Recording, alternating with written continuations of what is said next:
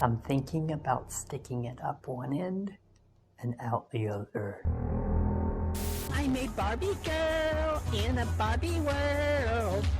My boobs are fantastic. The only place that might be suitable for me is an asylum. But there's too many vampires. Daniel Larson is a media influencer born in 1998, which makes him close to 24 now. Unfortunately, during his early years as a child, Daniel expresses that his mother abused him, with him apparently being taken from her by social services. Daniel claims that before preschool he was diagnosed with autism, ADHD, and bipolar disorder, though he would question the validity of his diagnosis. However, we, as the viewers, would not.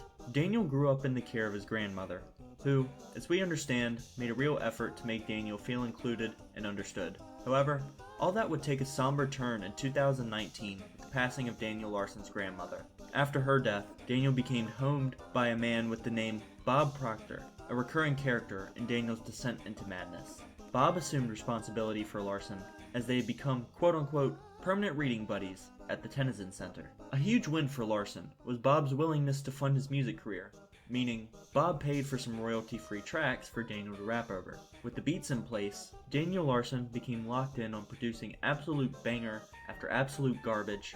I mean banger. Here's some samples. Big motherfucking bank records. They try to make me a masturbator. They sit on their Discord all day.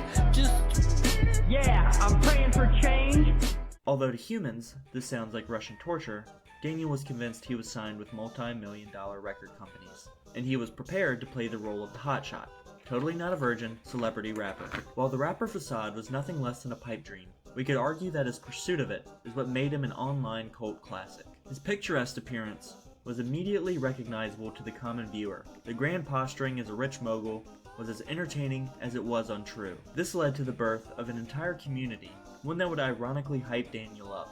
However, Daniel's lack of social awareness made him unaware of the joke that his entire community was in on. Now that Daniel Larson had fans, now that he had made his dream come true, it was time to take action. His next idea would have truly been the end of the world. Daniel was in talks of running for President of the United States. Say what you want, but how awesome would it be to have the President of the United States drop bars like this? Fell in love with me, pull her like a lasso, and on her face, turn that into a Picasso. Following this video, Daniel would formally announce that he was running for office. Soon after, the world became encapsulated by this dystopian future, with his TikTok blowing up around a month after his announcement. People viewed Daniel Larson as the next big Lolcow.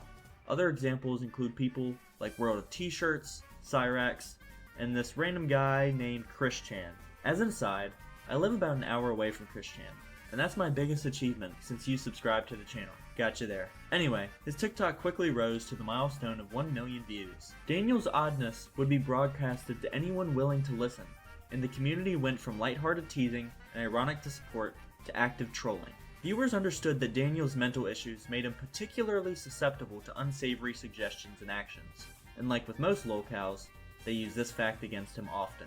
One of the more mild trolling occurrences that occurred was when a viewer convinced Daniel to say that he loves CP, with Daniel clarifying that it was short for Club Penguin. However, once Daniel's Pinterest account was located, it was arguably proved that maybe CP did not stand for Club Penguin after all. He frequently posted about his girl crushes, which included Grace Vanderwall, who was 16, and included photos that were even younger of her. Not far away was a post of a map with the age of consent listed for each state.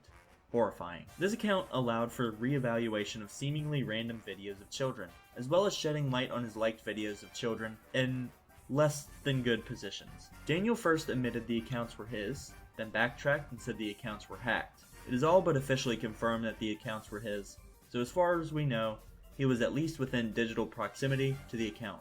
A few months go by with Daniel producing some classic, epic Danderson content.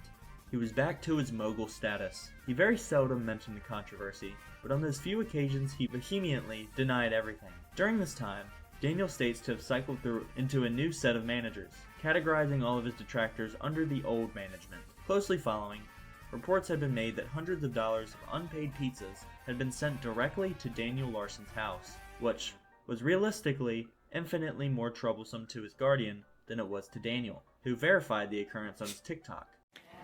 So there's currently an argument going on downstairs about the pizza deliveries from yesterday. We had a total of 3 people deliver pizza all within a 30-minute period. They were all unpaid.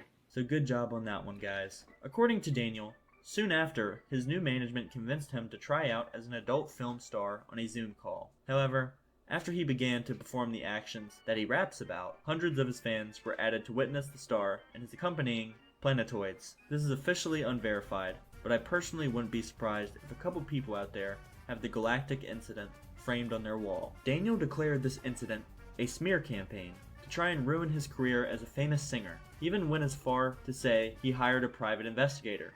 As far as we know, there is no evidence he ever did, but I'd like to think he tried and failed. Moving along, Daniel continued to make content, growing more delusional as he continued. Some notable speed bumps. For some reason, Daniel would inexplicably do wrong jumping jacks frequently in his videos. He even went so far to use a jumping jack video to call for the end of the George Floyd riots, as he believed the riots were for him as an act of loyalty from his fans. He shouted out the infamous cupcake enjoyer himself, EDP445, and labeled himself an EDP sympathizer, as well as suggesting that they should collab together in the future, which makes sense as they both seem to be on a consistent hunt for a gratifying cupcake. Randomly, to show support for the transgender community, Daniel decided to come out as transgender. I am transgender.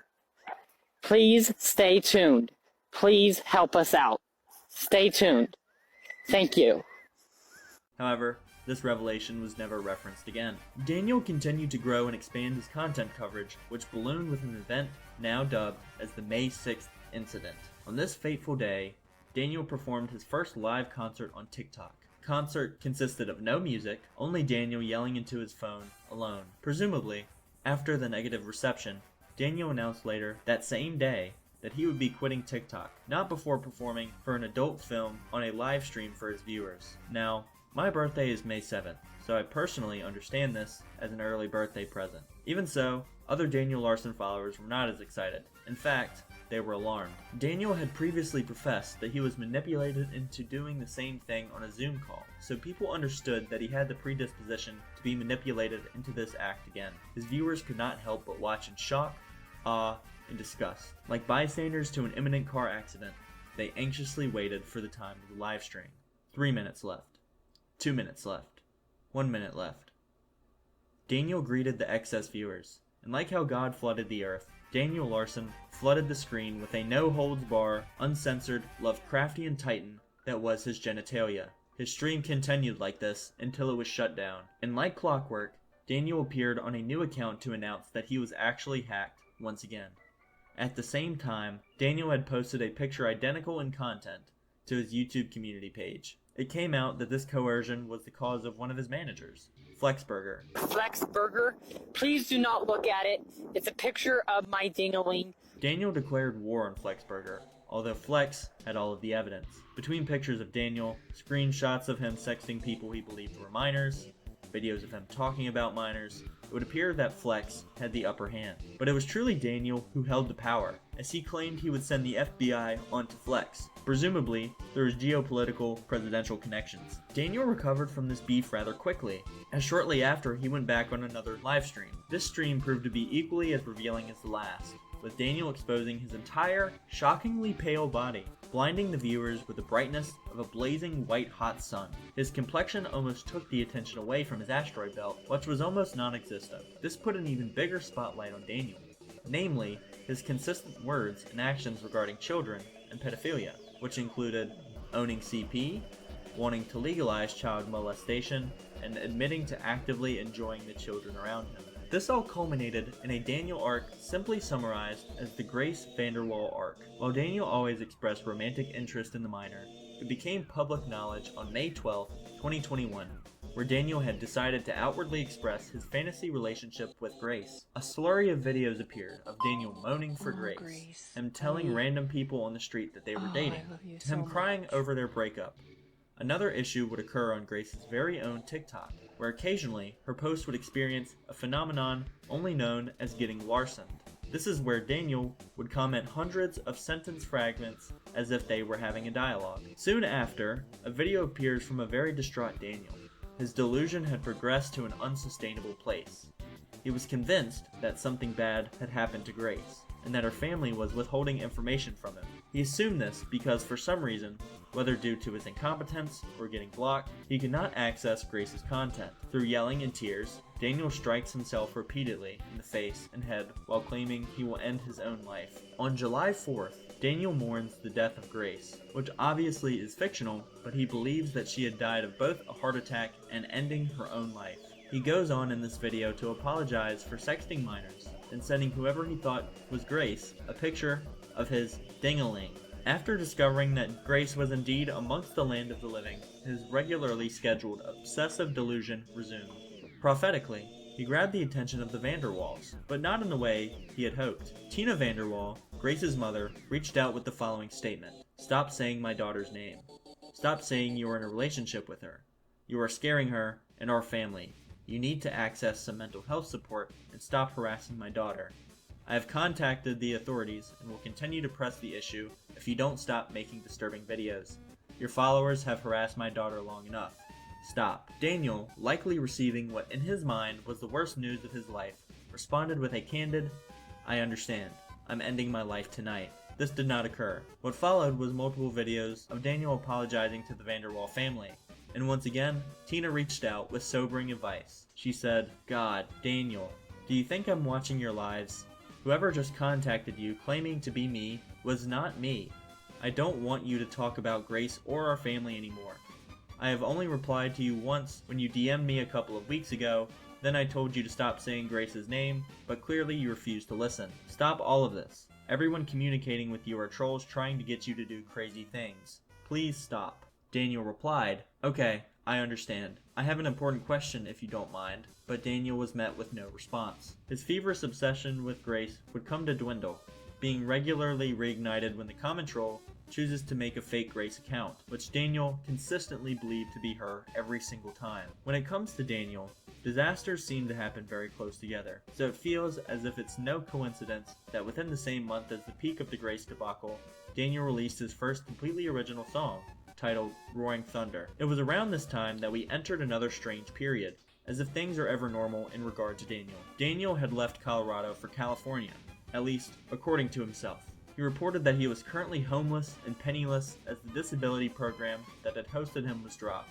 though his journey was a brief one, as his caseworker brought him back upon finding out about his alleged travels. Daniel accurately reported being dropped from his original disability program, and as a result, he was being transferred to St. Francis Mental Hospital. During this time, things were shockingly quiet. No incredible notes of obsession, obscenity, or obnoxiousness. Maybe Daniel was really getting better. Unfortunately, not. As we pop bottles to welcome the new year of 2022, Daniel Larson had something else on his mind. Political news. Well, in a very metaphorical, roundabout way, Daniel had reported on a situation between Grace Vanderwall, Donald Trump, and Joe Biden. Namely, Grace was pregnant with the child of her grandfather, Donald Trump, and in response, Grace had been receiving death threats from Joe Biden.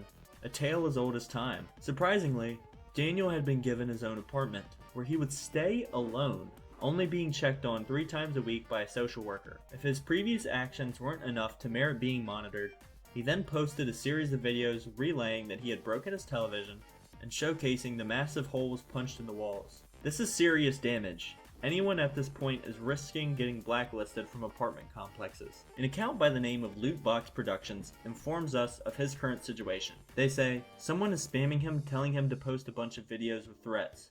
Whoever it is, you need to stop. He is now at risk of losing housing.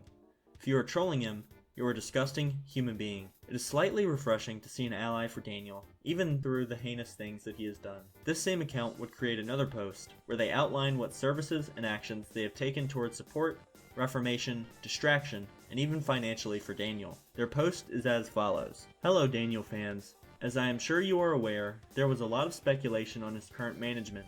To start off, we don't support the idea of managers, which is why we don't refer to ourselves as that. We don't tell Daniel what to do or post, and we don't get any financial benefit from him like music royalties. The only reason we do what we do is that if it wasn't us talking to Daniel on a daily basis, some 14-year-old troll would be. They could make Daniel send them all his money and tell him to go live naked saying the N-word. If you've been paying attention to him recently, you would notice that he doesn't go naked on live, say slurs, post racist stuff, etc. because we are guiding him on the right path while keeping trolls away from him. He does say a few interesting things here and there on his own, but we don't tell him what to say or do.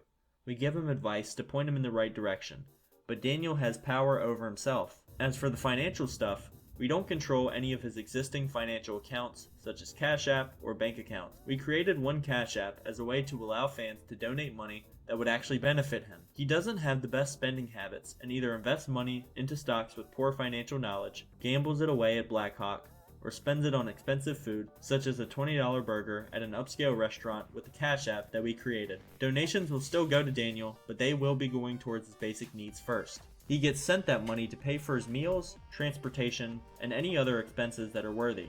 We make no profits, and the only time that money leaves that account is when it's going to Daniel. Our team is not a bunch of 14-year-olds who want to use money. Most of us are in our 20s and are only doing this because we care about Daniel's well-being. Unfortunately, his support systems such as SSI, his case manager services, and family and friends around him do not suit his situation very well, which is pretty obvious by the fact that he is homeless and can't afford food. We are in contact with his case manager and a close family friend, and they are aware of what we are doing. Our end goal is to put Daniel in a position where he doesn't have to worry about where the money for his next meal is from. Utilize better spending habits, use critical thinking to tell trolls apart from the good people. Ensure that he gets a roof over his head and his safety as the most important things, because trolls could and have convinced him into harming himself in order to meet those goals. We do plan on helping Daniel establish some more diverse ways of making money, such as possibly setting up a merchandise store, other donation apps, stable investments, etc. If you have any questions, feel free to ask them. People were receptive to what was being provided. Through illness and controversy, Daniel had made it out the other side. People had begun to unironically wish him well. During the same time, Daniel had indeed lost his housing due to his destructive habit. Even through his homelessness, Daniel chose to be productive. He ran the Denver Colfax Marathon, and even finished. As a normal person, I can't even begin to imagine the difficulty in completing a marathon, much less without training. However, nothing is good forever, and Daniel made that abundantly clear as he spoke at the local Roe v. Wade reversal protest, as it was an open mic. He touched on all corners of his online infamy, whether it be about him live streaming, his Spaceballs, or loving his underage Grace Vanderwall. He was airing it out, and it didn't matter where or who heard it. Unfortunately, an organizer stepped in to remove Daniel from the mic before he could go into detail about his adult film star career. But maybe we're all better off for that. Following this event, things fell back into a turbulent whirlwind. Daniel revealed that Bob had continued to fund his music career all this time until recently, where he told Daniel that he could no longer afford the burden. With this news, Daniel quickly put together his second and final studio recorded album, titled Something More. Over the next while, Daniel reports that his case manager was fired and that he was going back to his previous manager, who he describes as so much worse. He collaborates with a fellow YouTuber known as Brinks, just having lighthearted fun bowling and golfing. A week later, something a bit less lighthearted appears about Daniel once again. A video surfaced of Daniel sticking a toothbrush into his rectum and brushing his teeth with it. It's hard to keep being surprised, as in the grand scheme of things, this ranks very low on Daniel's list of internet hijinks. Our story would finally come to a head on December 10th, 2022, where Daniel would be heard having an altercation with our protagonist, Bob Proctor. Daniel screams about a motel trying to kill him. He punches himself repeatedly, and then accuses Bob of hitting him and breaking his arm. Bob pleads to Daniel to leave his car. Upon ending the live stream, Daniel had begun to hit Bob. Bob then called the police. This is when his general audience once again became starkly negative, as it was understood that Bob was one of the few people that had never done him wrong. Every day, new information is emerging, with evidence of Daniel's criminal interaction with minors piling up. Where he is now, we may never know, but wherever he is, I hope he is getting the treatment that he desperately needs. I've been Seabirdie. Thanks for watching.